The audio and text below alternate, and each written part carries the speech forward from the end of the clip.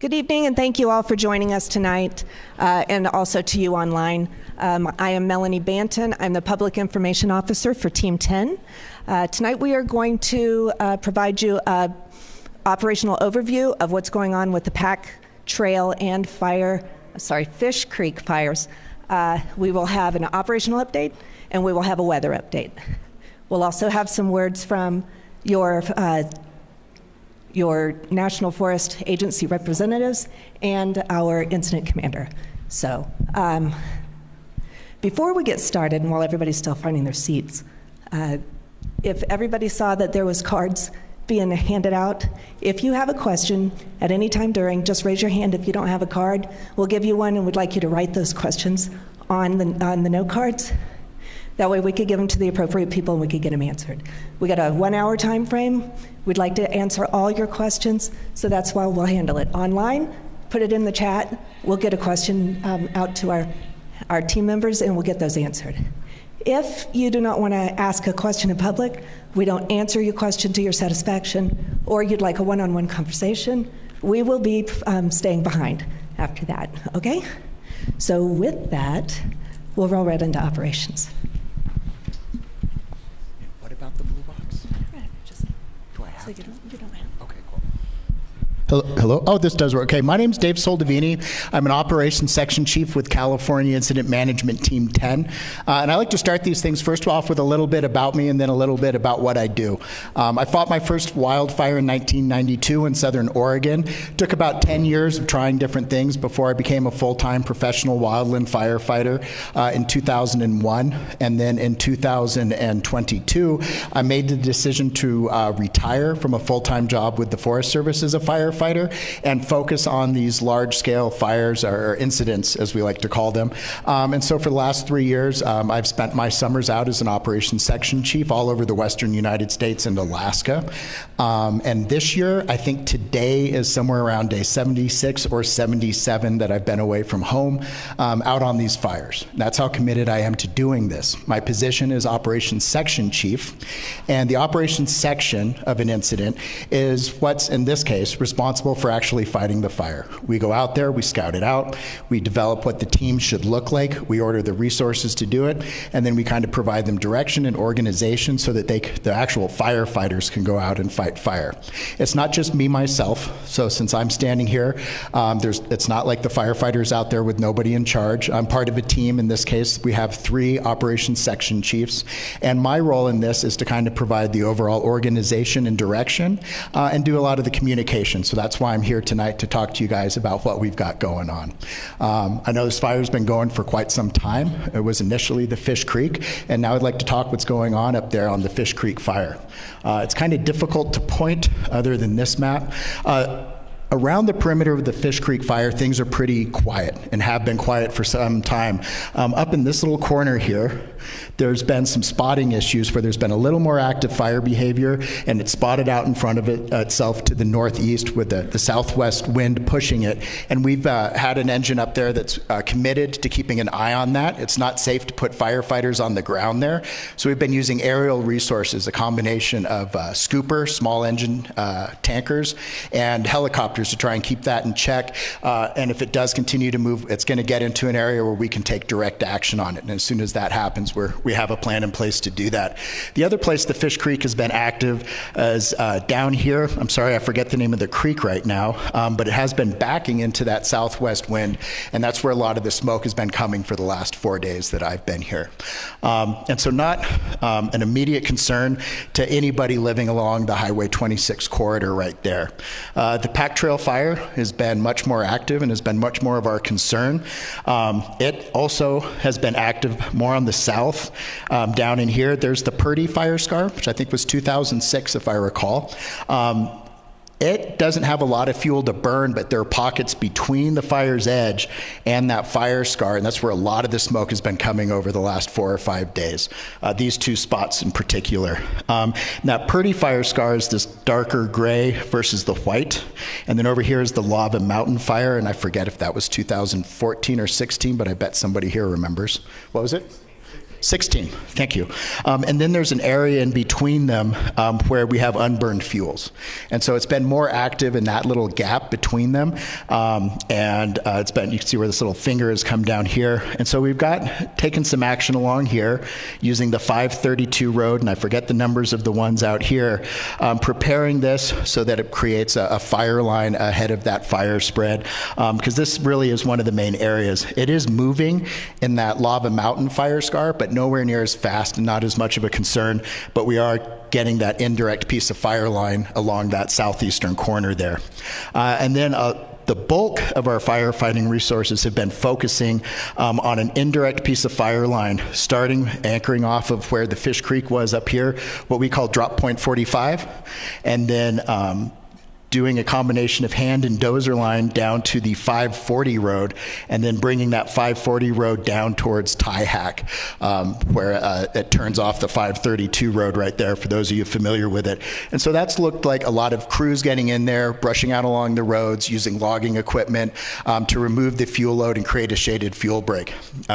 Any fire spread that goes in that way, the idea is that when it gets close to it, the fire will drop to the ground and it's something more manageable. And then there's some other options we can explore over time of how we could utilize that line. But right now, that's our primary concern. Concurrent with this, we've had a very large structure group that's been working along Highway 26 and going in there and making sure that houses are prepped appropriately ahead of fire spread should it get down into that area, setting up sprinklers, hoses, folded tanks, all of the tools of the trade we use to try and make sure if the fire does get to your houses that we are in a good place to be there safely and to effectively fight fire to keep your house from burning down and your other structures. So we've got those two operations going on, and that's pretty much what we've been doing. Right now, our biggest concern is the winds. We're under red flag warning. Give me a second to catch my breath. I got talking fast. I apologize. All right, we're under a red flag warning. For those of you who aren't familiar with what a red flag warning means, it's a time where something in the weather is causing elevated fire concern. And what we're concerned about right now is the winds coming out of the west and southwest. They're extremely high. They're supposed to get worse tonight, starting around 2 or 3 in the morning. And so having a good plan in place for that. We've done the preparation work in front of it. We've got that indirect piece of fire line I talked about. We've got firefighters in those structures preparing them. And so tonight we'll have firefighters out there all night long, keeping an eye on this fire, taking any action necessary to prevent that fire spread down into the Highway 26 corridor. And then we have an additional plan in place where every one of our firefighters, we have a phone number and we know where they're sleeping, so that if we have to get them up in the middle of the night to go out and do some more work, we'll be able to do that. And so right now we're confident that we've got a good plan. We've got a good number of resources in place to handle that challenge. And that, I think, sums up the situation fairly well. I'll be available for questions later. Thank you. All right, next up, we'll have a weather update from Mark Leffelbein. Good evening. I'm the meteorologist here. I'm the incident meteorologist. We are going to be under a red flag warning currently. That is because wind gusts are gusting 35 to 40 miles per hour at ridgetop over the fire, and the relative humidity, that's how much moisture is in the air, has fallen down to 15%. So we talk about humidity levels. The lower that humidity, the more the fuel is going to dry out and be more receptive to fire. And that's why we have a red flag warning out, because we have the combination of those winds and the humidity low. That's actually going to continue until 9 p.m. tomorrow. We're going to take it right through the night and tomorrow. All this is because we have a low pressure system that's up to our north, and we're kind of on the tail edge of its cold front down here on the south edge of it. It's going to be producing some pretty strong winds for us right now, and it's also going to be producing some pretty strong winds as it passes for us for tonight. Right now, our winds are out of the southwest over the fire. If you look at that column of smoke, it is going to the northeast and away from us.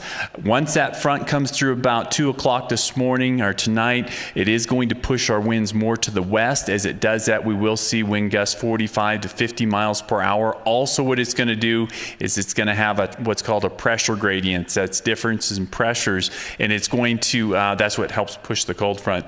And that's what's going to kind of make a lot of those winds surface on the eastern edge of the fire. And that's going to be a little bit of a difference that we're going to be watching, is those winds that have been mainly remaining at ridgetop will start to come down. They'll last until about sunrise, and then we'll go back to just some gusty winds at ridgetop for tomorrow, gusting up to 30 miles per hour, so a little bit slower than today. The big difference, though, is our winds turn to the west for tomorrow, because behind that front, we're going to have a little wind shift, and we'll be mainly looking at westerly winds in the forecast. Problem with that is now we're starting to move those that smoke towards town here instead of carrying that to the northeast. So that'll be a big change for us. We do have an extended forecast we can look at to see how things are changing for us. Now, temperatures up here are green. What that means is that shouldn't really help to elevate fire weather conditions. What we're looking for is the yellows and reds. Those are concerns. And we see most of the concern is going to be for today. We have those winds gusting at 35 miles per hour. That's turning that red, gusting to 59 miles per hour for tonight,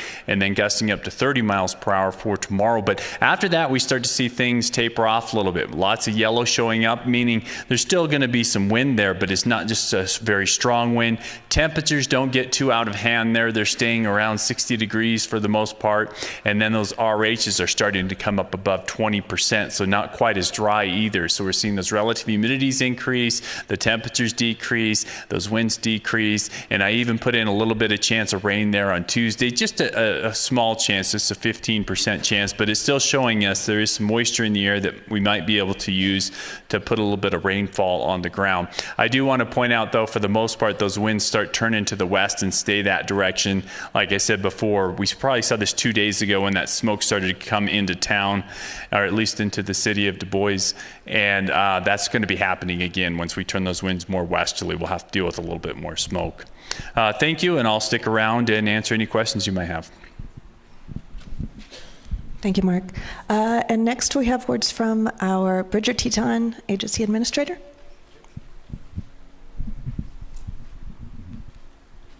Hey, good evening, everybody. Todd Stiles, Jackson District Ranger with the Bridger Teton National Forest. So obviously, you know, folks know we've got 2 national forests involved in this fire, and it's pretty common in this country along the Continental Divide and the southern Absarokas and the Mount Lottie Highlands that the fires will move southwest to northeast with the prevailing winds. So unfortunately for the Shoshone, a lot of times that means they're the beneficiary of something that starts on the Bridger Teton. And part of what I wanted to show you here is the lightning map from September 15th was the origin of the Pack Trail fire.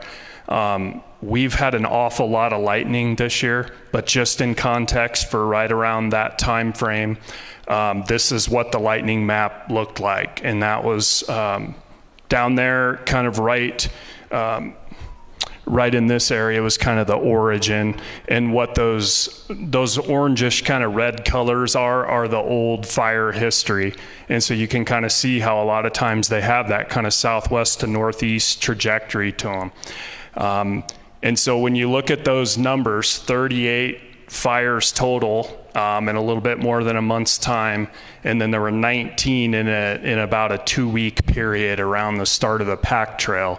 So an awful lot of successful suppression of a lot of those fires, but these ones like the Fish Creek and the Pack Trail, obviously for good reason, get a lot of attention because they escape a lot of that initial attack, and then they become big problematic fires like they are. And so, you know, nationally on that kind of day, just to give you a sense, when we say resources, that could be people, engines. There were over 27,000 assigned in mid-September, and that's pretty darn late into the year for the fire season to be that busy. And where it says national PL5, that's just our preparedness level. So that basically means at a national level, we're kind of at like a drawdown, and everybody's out. So if you get starts, you're not necessarily going to get a ton of resources coming your way. So you really got to put people where there's values at risk and where your firefighters have a high chance of success.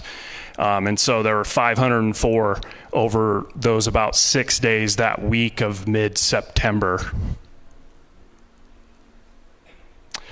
And I wanted to include this slide. This was, I think, a couple weekends ago, I flew over the fire.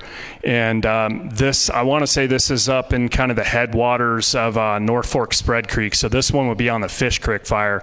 But this really gives you a sense of some of the mortality up there and the volume of snags out there. We've been hit by, two predominant things, right? In the case of the whitebark pine and the lodgepole pine, we've been hit by the mountain pine beetle, and the white pine blister rust has affected the whitebark pine. So the mortality's been really high.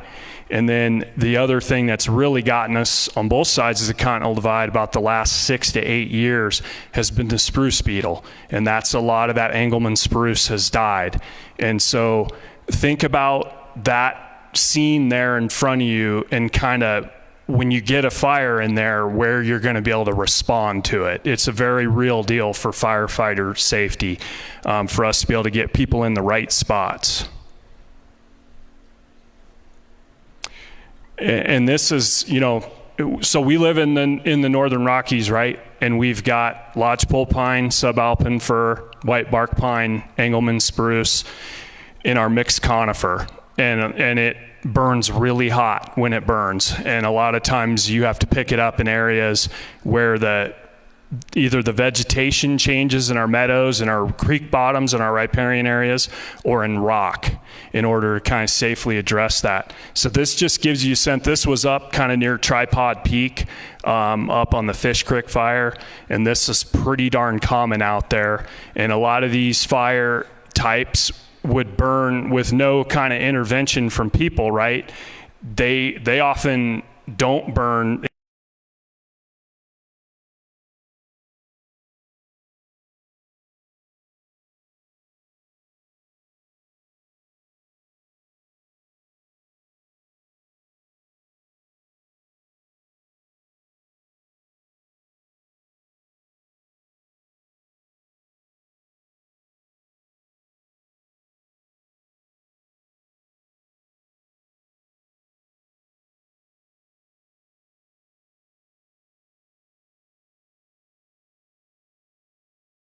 And kind of part of that is because you've got grass and sage and aspen stands and stuff like that break up the fuel continuity.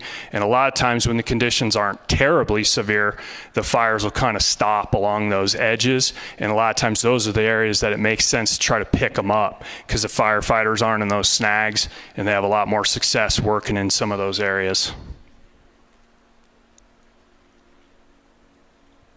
This is another spot. This is, I think, the headwaters of the South Fork of Spread Creek, Dry Lake Creek up in the Grouse Mountain country, on the Black Rock Ranger District. And so, when you see these big, beautiful riparian areas like that, see what that fire did is it spotted over onto that mountain, and then it came down and it stopped down in that riparian area.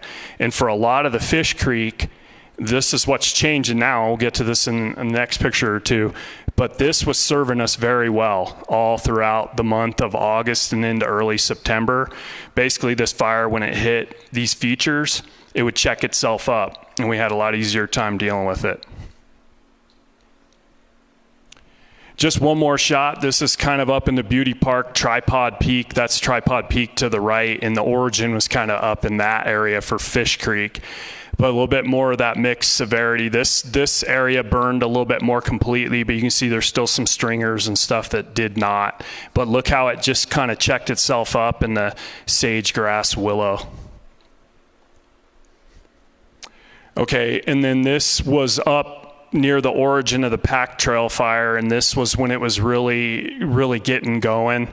And so you can kind of see some of that nasty, steep terrain up there and a lot of that snag component in it.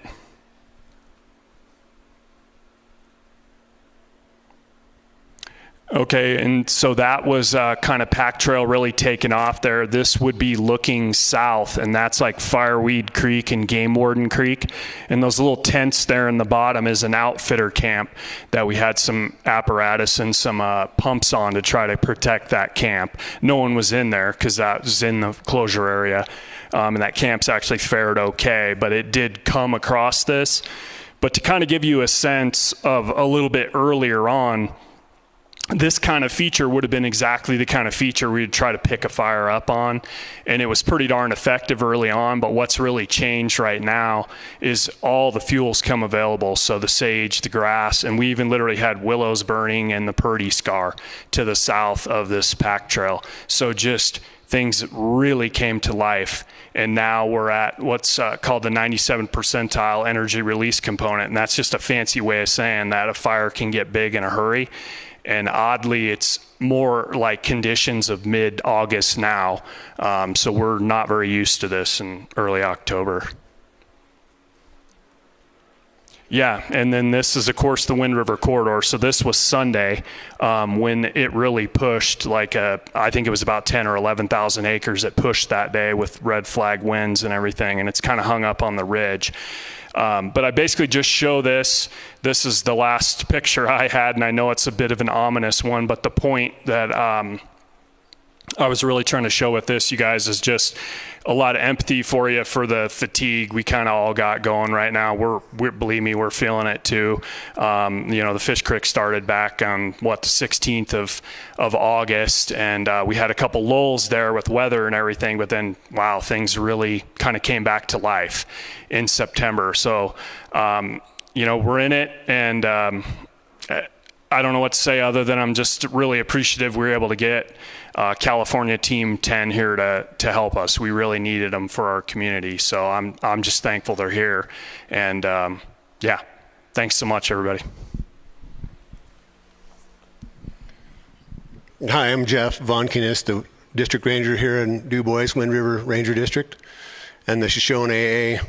So when we get these campaign fires, these large project fires, we look at our critical values at risk, and the number one critical value at risk is always firefighter and public safety. So that's the number one thing we're looking at. And so one thing that I want to hit on where Todd mentioned a few things is that we have a confine and point protection strategy here.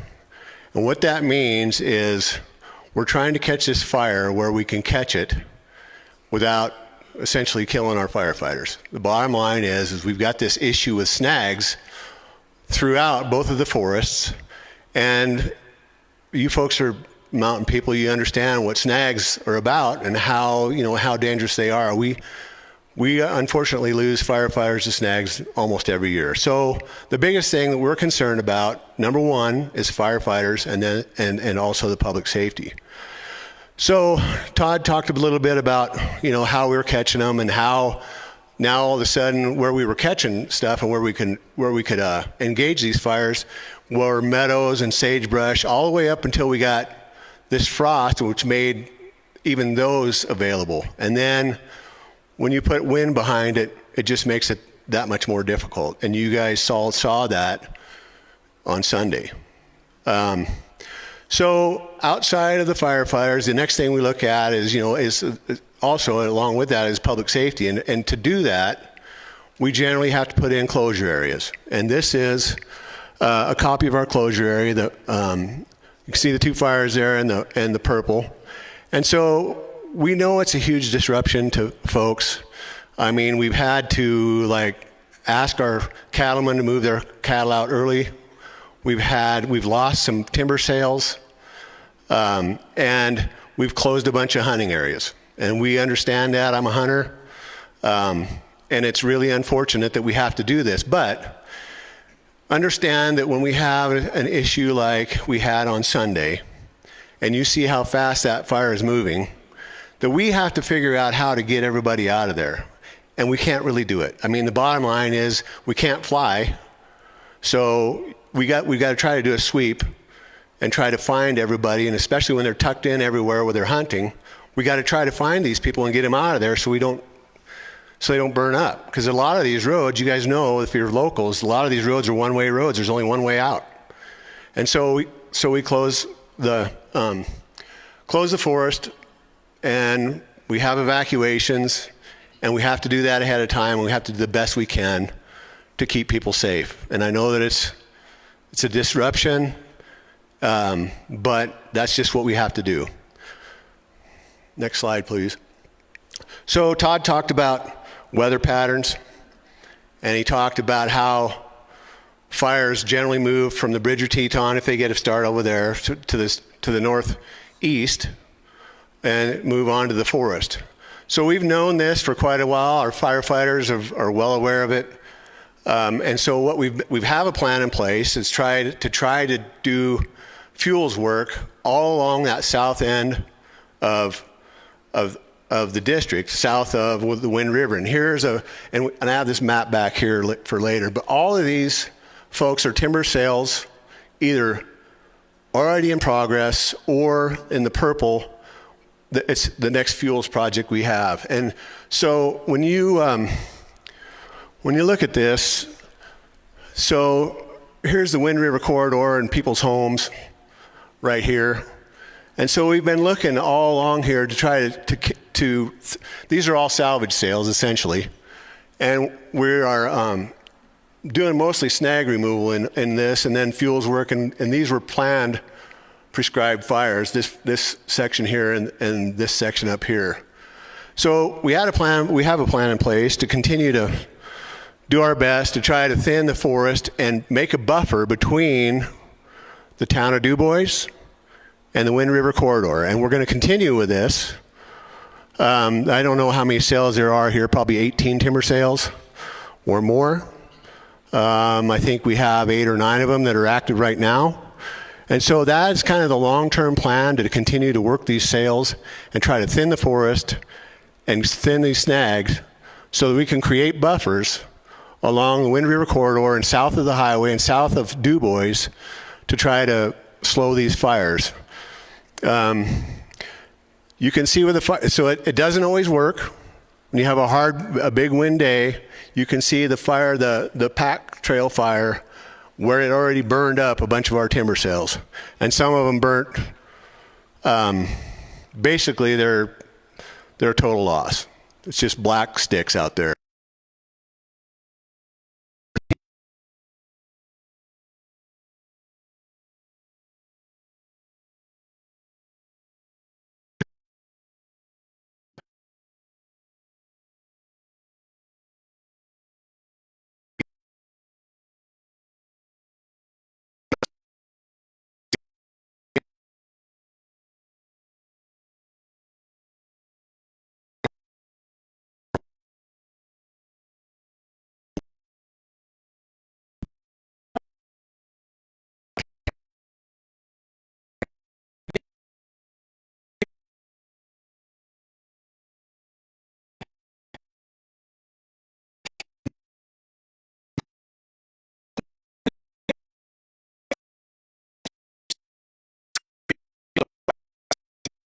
Behalf of the team, it's been very, very welcoming, and that is not always the case sometimes. So I wanted to say thank you. Could you go back 2 slides? Yeah, there we go. Thank you. So on Sunday morning, early morning, afternoon, we get a call that a fire took off in Wyoming. We were not expecting to get a call. We've been on 3 or 4 fires so far this summer, back to back to back, pretty much gone since early July. When we get the call to come here, it's going to take a couple of days.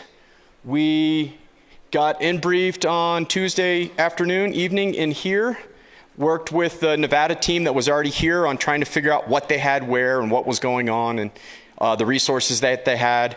And then we took over command yesterday. So it's still just trying to make sure that we've got the right personnel. Right now we have about 400 firefighters on scene. It's not all just the firefighters that we have working for Dave. We've got a whole other army of folks that are taking care of all of our logistics, our finance, our plans. It's a whole little city that we've built up over there to take care of our folks. So it's not just the firefighters on the ground. We're also tonight, we're going to be 24 hours. So there's folks out there 24 hours a day. That means also we have to have folks back at camp to make sure people are fed when they're coming back off the line in the morning and going out. And then what happens if somebody needs to get hurt or whatever? We need to have communications folks. So it's a lot of moving pieces. So That's just a little about what we do and why we are here. We've been working very well with the agency administrators. We are an interagency team. We are about 70 folks, mostly from California, a little bit outside. Sometimes that's not always the best thing to say, but we travel around the United States, so we're not all just born and raised in California, if that's okay. But what I wanted to say is we're here for you. I'm not wearing my agency uniform because I am an interagency employee here to work for you all. So what I wanted to show this picture for is nobody can stop that, right? You can't, right? You're looking at me going, no, not. So what we're doing is we're putting our resources down on that highway corridor around all the structures and removing as much fuel as we can so that if the fire got down into there, we have a fighting chance. We're putting pumps, hoses, removing fuels, having firefighters there, so it's as safe as we possibly can. However, as Todd said, our most important thing is our firefighters. Unfortunately, we have 19 wildland firefighters die a year. We don't want any more. We don't want to add one here. There was a question on how do we know when to evacuate or when to go? So I'm going to answer that real quick. A lot of it's judgment. This is what we do for a living. I work for the U.S. Forest Service. I'm a wildland firefighter, have been since the 90s. I just look like I'm 20. That's why I'm not clean shaven. It's a lot of sound judgment. We do have folks there that are using a lot of science and technology, big computers doing modeling runs, but in the end, it's folks like Dave's making the decision. Is it safe for the folks to be there or not? When it's not, we're going to work with our law enforcement partners and say, hey, it's time to get out. That's how that happens. We don't, unless if it's my house or our jurisdiction, we can't make folks leave. That's the law enforcement, the folks with the guns and the badges. That's not me. So just to let you know about that, how that process works. I had another question here. What does percent completed mean?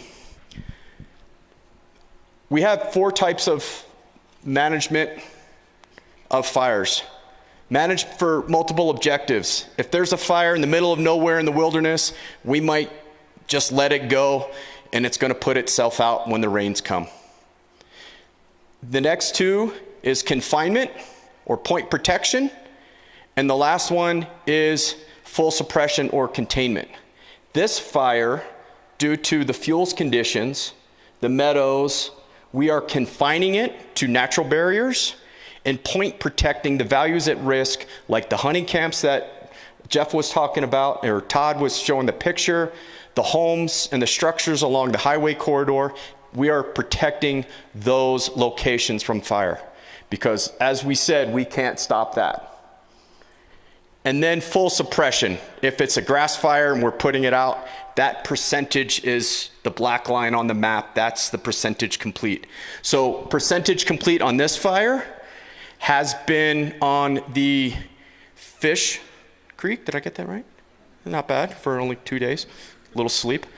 Fish Creek is at, I believe, 87% completed because all those beautiful meadows, it hasn't been burning in there. It hits there and it stopped. Right now, we're about 10% complete on the pack trail because of the Fish Creek fire. It's not going to go that way because it already burned a couple weeks ago, a month ago. So that's the confinement, containment question there. Hopefully that helps. So I want to commit to you all. We want to make sure your questions are answered and any concerns that you have are heard. We've got an army of public information folks. They go out daily to put out the little updates. Facebook, other social media outlets, I believe InciWeb, they will make sure that you have the questions answered and the information you needed. Tonight, we're going to stay here until either I drop or every question is answered. So, but please, I think chow's done at 8:30, so Please don't go that long unless someone's got some food. I'm a little hungry. But I want to make sure that you all are heard and all your questions are answered. So we are going to stay here until they all are answered. With that, thank you. Thank you very much. Okay, we're entering the question and answer portion of the night. A lot of you have already turned in your questions. If you have more, just raise them. If you want to ask another one, then we can also make sure that you get another card. For those of you who are online, also continue to send in your questions as well. Again, like we said, if we can't get to them all during the actual briefing, then afterwards we will remain. Before we begin that, though, I'd like to point out that we also have, I don't want to butcher your name, but Milan Vinich from the Fremont County Emergency Management. We have Ron Wimpen, who is the Deputy Fire Warden for Fremont County. Mike Franchini, the Fire Chief from Du Bois Fire Department. We have law enforcement, and we also have representatives from BLM. So if you have any of those questions and you want to just grab them afterwards, feel free. But I think we have a couple of questions already that we can start answering. All right, I'm going to take the easy ones. How's that sound? We'll take the harder ones to other people. Staying for the season event. Are you leaving in 2 weeks? So the mighty federal government, we have policies and practices in place. And for wildland fire, we've done a lot of studies for fatigue management.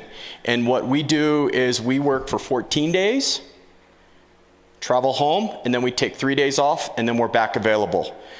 And we're really not good after that much longer because we're too tired. We're exhausted.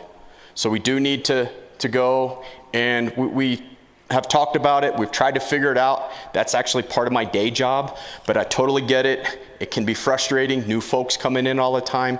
That's just the system that we have, but it's all about fatigue management. What resources do you need? How can the town help? Excellent question. It costs about $20,000 to train each one of our firefighters and outfit them. They are professionals. They have over 80 hours of training every year and lots of qualifications. All of our qualifications and standards are experience-based. So you just don't go to college and get to become a brain scientist in 7 years and can go be a brain surgeon.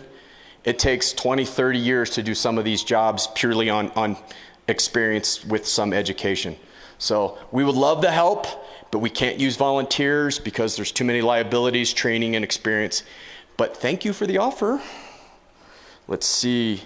The smoke is bad, long-term concerns. We are working on that, and I am requesting to have an air resource advisor.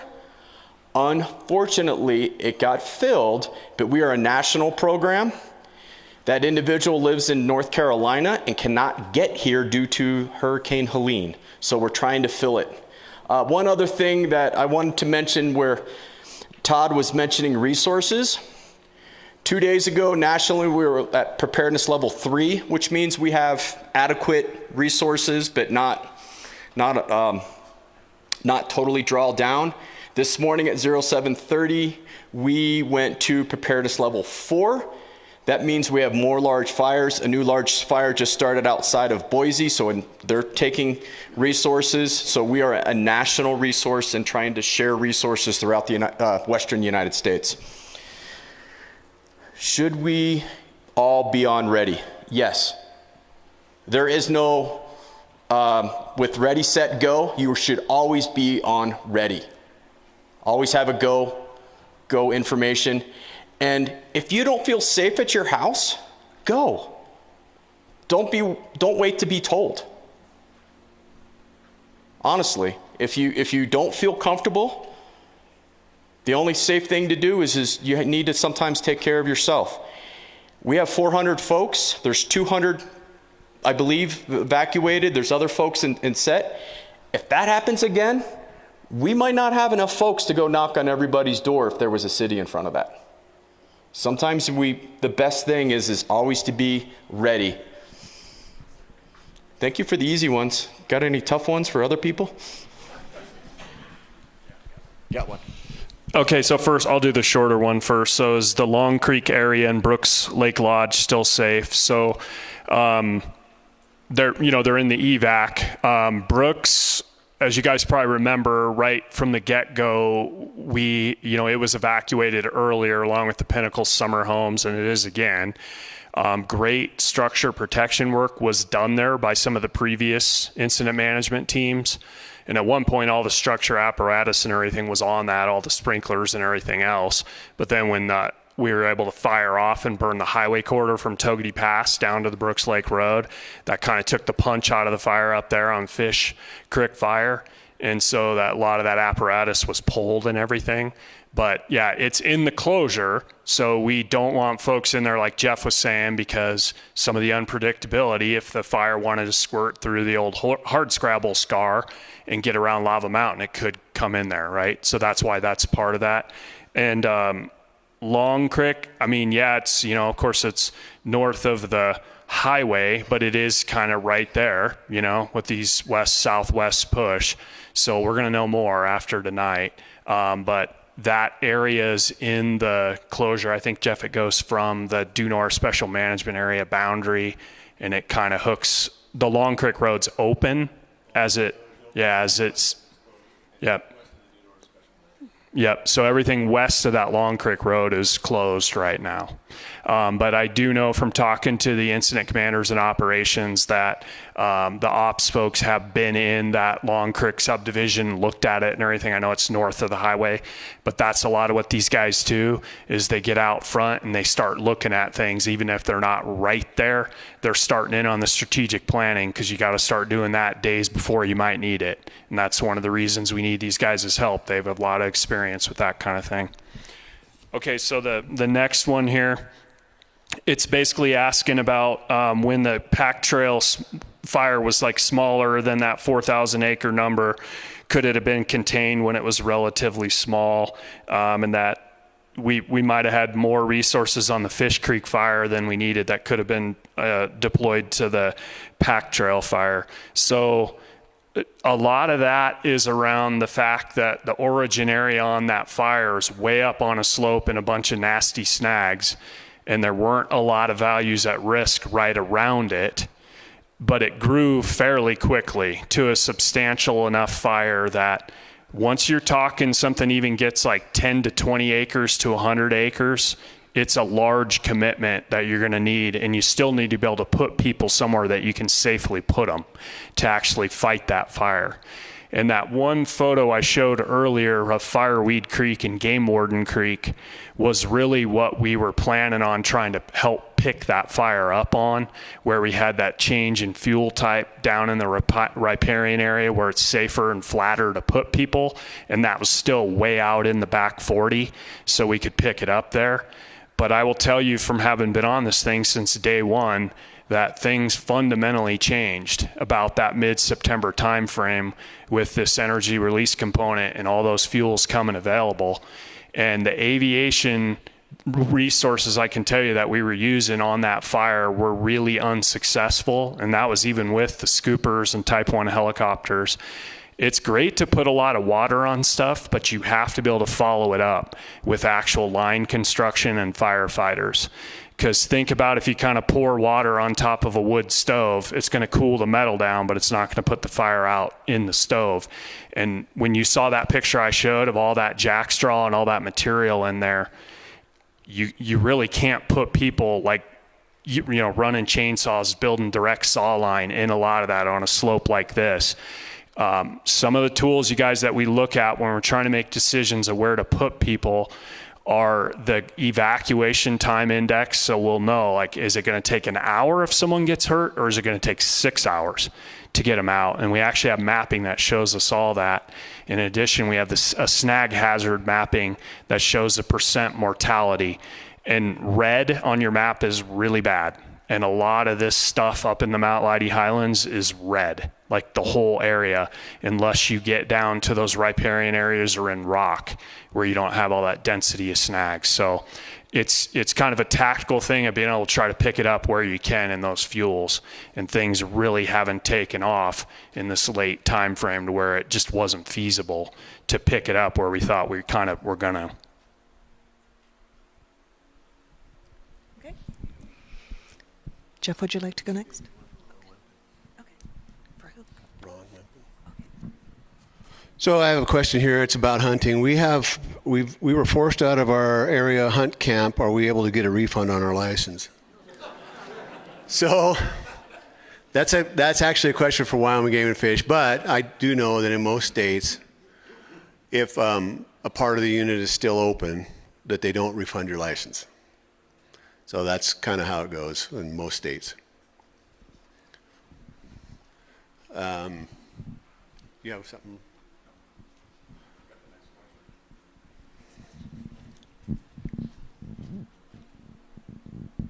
I think we have one for emergency management as well.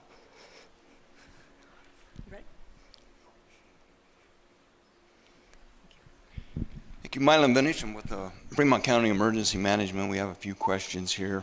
The first one is, how will you make the decision to continue GO evacuations currently in place over the next couple of weeks?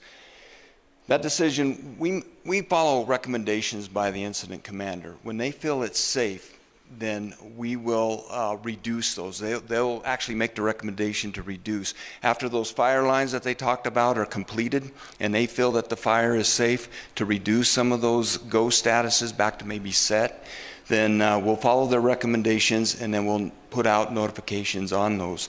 Next question is there an automated notification system in place for evacuation notices? If so, how do we sign up? Well, what we use in Fremont County is the federal version. We use IPAWS. IPAWS is the integrated, integrated public awareness warning system. And that is a federal system that goes over when we activate that. It notifies all the cell phones in the area. It notifies public broadcasting. Then we also notify the Weather Service, and they'll activate additional NOAA radios. Now, sometimes in this area, you're not always going to get that notification because of the cell service.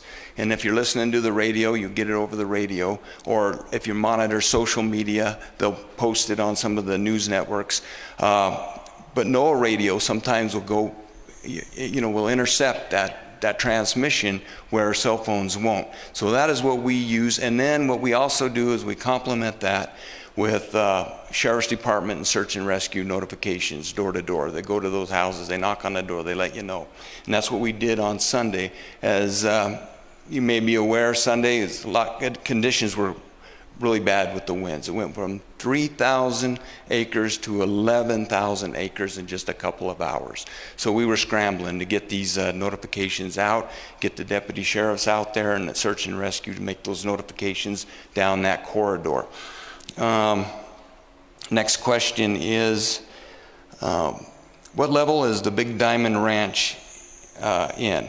Currently, Big Diamond is in, they're in the ready mode, and they may be going into the set mode. The cutoff on that last notification in GO is the OKOA, and anything below that, we were able to feel comfortable that there would be plenty of time to make additional notifications if we had to. And so Big Diamond Ranch is in the ready, and things get out of hand, it'd go to set, and then I could go straight from ready to go. It just depends on what the fire behavior is going to be and what the recommendations are from the incident command. We got a couple more questions that don't pertain to operations, so we'll go on ahead and handle those right now. Ron, are you ready?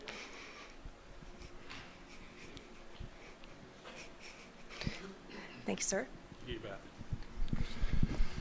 So I'm Ron Wempen. Quite a few know me. Before I took over as district chief for Fremont County Fire down in the basin, I spent the last 14 years up here as your Firewise or the county's fuel coordinator, hazardous fuels coordinator. So I've been handed a question by one of you tonight that asks, the southwest quarter of the state land that includes Hat Butte is absolutely covered with poles and posts, all flat on the ground that were apparently cut and left to lay several years ago. Does that pose a major risk for the subdivision only a half mile away on Wind River Drive? And so I'm going to tell you this, it absolutely does not. And here's why. The picture they had there earlier that Todd had shared of what those fuel stands looked like in there with the green trees and the amount of dead in them was what the state of Wyoming has worked very hard on some of that state land over these years. Yeah, thank you. To change. Now the wood that was salvageable and usable out of those state sales, there was, I think this area you're talking about, was actually a timber sale. And it had a lot of dead lodgepole in it. The usable material the state of Wyoming sold, the rest of it, it was entirely their intention to put that posts flat on the ground so that we could do a couple of things with it. Number one was it added some stability back in them soils in there. And as it would break down, that wood being unusable was already starting to rot, would be left lay there to hold some soil nutrition and moisture into those soils. That area, I know, in looking at it over the last couple of years here, in our opinion, looks very well. Will some of that wood burn? Absolutely. But it's going to be what we in the fire world would consider a surface fire. And for our firefighters, be it in Michael's local VFD up here in Du Bois, or my folks if they come to support him, or even the local agencies that support us, is a very manageable fire for our folks on the ground. It's not in the top of the canopy of a tree stand like that. Further building from that as partners to Wyoming State Forestry Division when they did those fuels treatments, we've worked with the Hat Butte Ranch, that's now the Peter Ranch. Todd's sitting in here tonight, and they have invested thousands of dollars of their money along with ours, and we have expanded fuel treatments and different methods that we've come across there, entirely with the intention not only to protect the Wind River subdivision and the Wind River Drive area, but to add protection to the entire communities in there on Hat Butte, Union Pass, Porcupine, extending even farther as we go south and would start looking at Stony Point, or even the Warm Springs subdivisions above the airport. So we've tried to build on some of that stuff with the idea of breaking that situation up, making it something that's successful, A, environmentally for the environment, so that those dead trees that was removed made a home for the new stuff to come in, the new regen, and it is. And we've made it something successful that our firefighters can deal with when we have fire in that. They can fight fire in that type of a timber stand, not like this one. So I hope that answers your question. Appreciate it. And weather, we had a weather question? Yeah, the question is, why is snow better than rain to suppress the fire? And that's mainly because the time of year it is. Three things that drive fire is how hot is it, how dry is it, how windy is it. And if it's snowing, it's the time of year where it's cool enough that those things are no longer driving fire. So it's more the time of year. Moisture in any form is going to be helping with fire suppression. But if it's snow, it means it's late enough in the year that we're starting to cool down.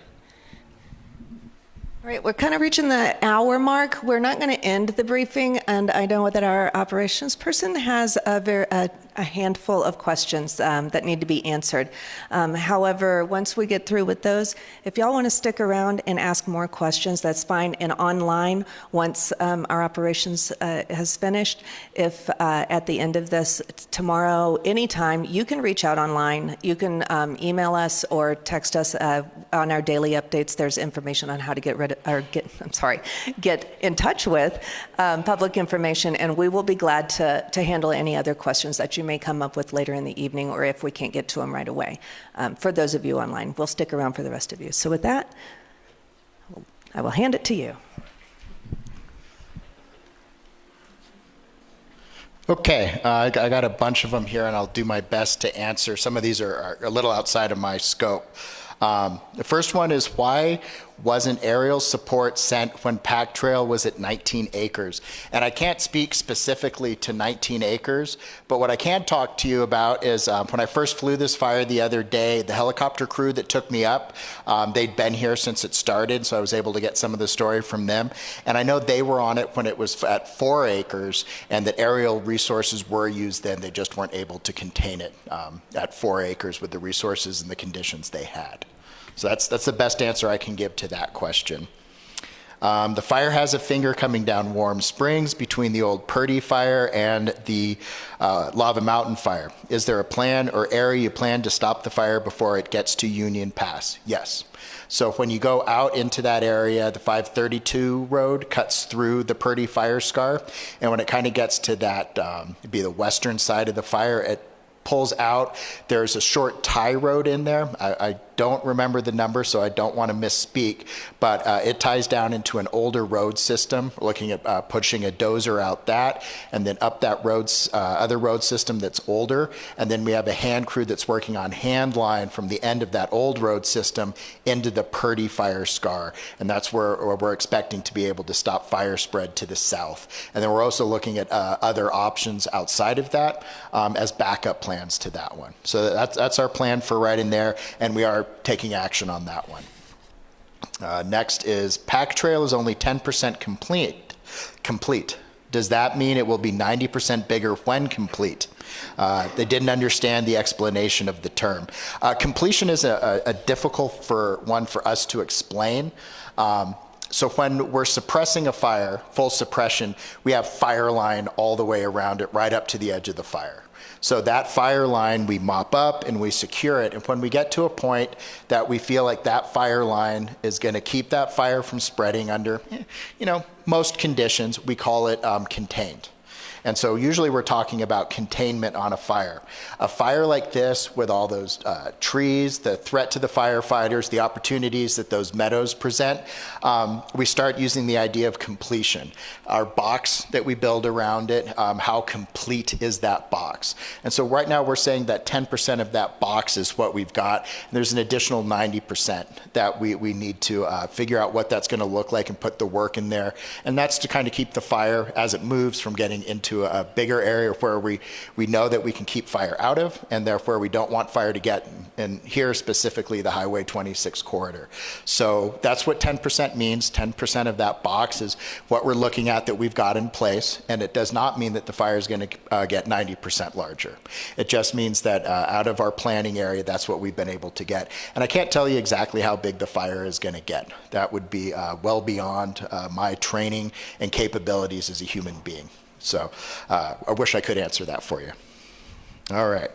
Next, we've got, oh, no, I already did that one. I'm going the wrong way.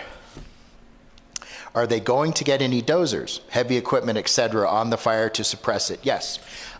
We have at least one dozer out there. A lot of the equipment we're using right now is actually feller bunchers, forwarders, processors to go in and remove the trees that are adjacent to the road systems we're working to create a shaded fuel break. And so yes, we're using dozers, we're using a lot of heavy equipment, and we're in a learning curve. We've been getting better at this over the last few years. And so we've got a lot of that out there, and we've got quite a bit more coming to continue that box, that completion that we were talking about with the confinement plan. Next up, if mandated to evacuate, where is the best place to leave containers we keep with gas for ATVs, lawnmowers, and gas-powered equipment? If you have the time, my ask would be take it with you, so it's not there when it comes. But if you do have the time and you can't take it with you, just put it in some place where it's away from burnables and where we'll see it. So if you got, just a driveway, putting it at the end of the driveway, we can pull up and go, oh, there's where all their fuel is. That's a big help. If you got a big turnaround or a gravel area where you keep equipment, just put it out in the middle of there and make it someplace obvious. Because yeah, if it does get hot, those things can catch on fire. They can also explode. And that's not a fun time to be around those situations. So thanks for thinking of us too. And I think that brings me down to my last question. Does it help for homeowners to leave their water on so firefighters can access hose bibs? We are in the Union Pass yellow area. And so I gave this one some thought. I try to give all my questions some thought. I think they deserve that. But a hose bib is 3/4 inch hose, and not a lot of water comes out of it. So it's not going to make that big a difference having a garden hose. And so, yes, please leave it on. That little bit, if that 1 or 2% of a difference is what we need to be successful, I want to have that tool available to firefighters.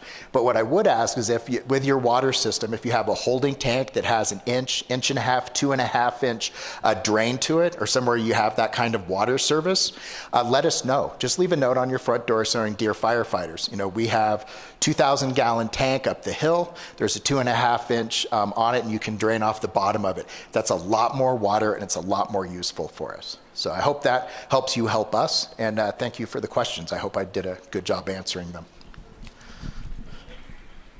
All right, and this brings us to the end of the briefing for this portion of it. We will stay behind, as I said before, but I do have one final question. It says, can we get evening live updates like we had with the Fish Creek fire? I'm not really familiar with the evening updates that you had, but I can look into it, and we do have the capability of providing a live update, whether it'll be in the morning or the evening, I'm not sure. We'll work with the team to talk about that, but yes, the short answer is yes, we can get you a live update. And with that, thank you all for joining us. We appreciate it, and we are here to help you. Again, any questions, just send to the Public Information Office, and we'll be glad to help you out. Have a good evening. Thank you.